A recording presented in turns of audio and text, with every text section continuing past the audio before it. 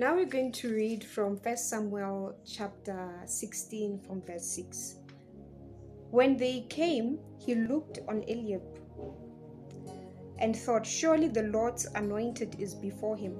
But the Lord said to Samuel, do not look on his appearance or on the height of his stature, because I have rejected him. For the Lord sees not as man sees.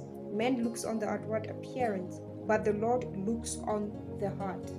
So this teaches us that God does not look at your appearance. For God to qualify you for something, for God to choose you for something, He does not look at how you look. He does not look at your weaknesses or your strength.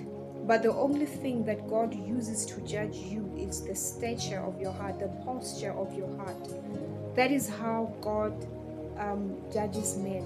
Men might look at you and they, look at the way you are so good looking, or the way you are so eloquent, the way you are so intelligent, and they will begin to judge that, okay, you might be suitable for certain things. They might even emulate you because of, your strength.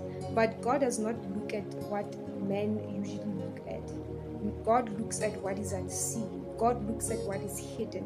That is why the Bible says that many are called, but few are chosen. Few are chosen not because of how they look. Few are chosen not because of what they have or how much money they have in their bank accounts, but then they're chosen because of the posture of their hearts. That is why it's very important when you pray, you always need to make sure that your motives are in check, because God, before He answers your prayer, before He gives you blessings, or before He promotes you in life, He looks at your motives. He looks at the posture of the heart. That is why He tests men. He tests the posture of man's heart. So if your heart is not right, you won't be able to access the things that you might be expecting from Him, because it is only your heart that tells Him whether you are ready or not. So allow God to test you and allow God to fix your heart. If there's anything in your heart that is not that does not look like Christ, if there's anything in your heart that might seem to be hindering you from experiencing God as He is, then you need to be sincere enough.